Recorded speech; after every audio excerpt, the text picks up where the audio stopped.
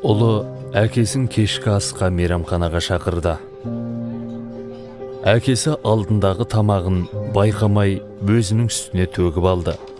Себебі ол өте қарт кісі болатын. Мейрамханаға келушілер оған жиіркенішпен қарады.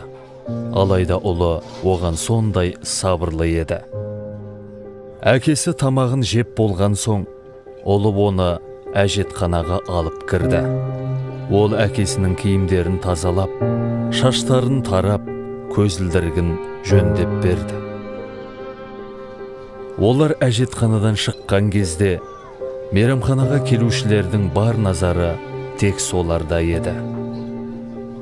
Ұлы тамақ ақшасын төлеп, шығуға бет алып еді. Жанына мейрамханаға келушілердің бірі келіп, былай деп сұрады: «Сіз мұнда еш нәрсеңізді қалдырып бара жатқан жоқсыз ба?» Сонда ұлы: «Жоқ, ештеңе қалдырмадым» деп жауап қатты. Сол сәтте ер кісі оған былай деп жауап берді: «Сіз мұнда адамдарға мейірімділік сабағын қалдырып барасыз. Білесіз бе? Сіз әрі осындағы әрбір әкенің үміт отын ояттыңыз. Үміт отын ояттыңыз.